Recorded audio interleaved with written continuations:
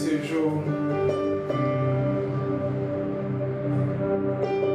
qui est l'esprit de manipulation, la source de toutes les divisions, la source des problèmes, des conflits, c'est l'esprit de manipulation. L'esprit de manipulation se manifeste de deux manières. Il y a l'esprit qui se manifeste directement et la seconde manière, il agit à travers des personnes qui sont des manipulateurs, qui sont des manipulatrices. Il agit à travers ces personnes. Alors nous allons attaquer le premier aspect qui est l'esprit même qui agit en tant qu'esprit. Comment fonctionne-t-il? Et quel est son objectif?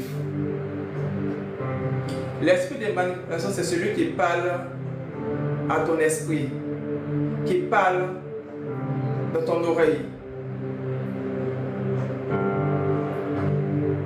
Nous nous souvenons de l'histoire de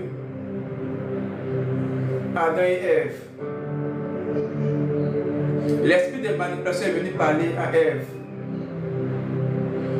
Il a manipulé son esprit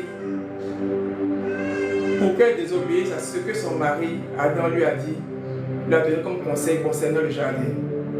Ce même esprit continue à travailler encore aujourd'hui. Tu es dans une relation. Tu es avec ton mari, tout se passe bien. Et un matin, tu te lèves. Tu trouves que ton mari ne t'aime plus. Parce qu'il y a des éléments factuels que tu as observés. Et que l'esprit est venu te faire croire, te faire comprendre que s'il y a telles actions, s'il y a tel événement, c'est parce que ton mari a trouvé un amour ailleurs. Tu ne l'intéresses plus. Et l'esprit agence des choses dans tes pensées. Il passe son temps à t'envoyer des images, à t'envoyer des informations qui ne sont pas correctes. Il manipule les faits à sa guise. Et tu te laisses embobiner par ça. Quand l'esprit de manipulation commence à travailler, il travaille de façon méthodique.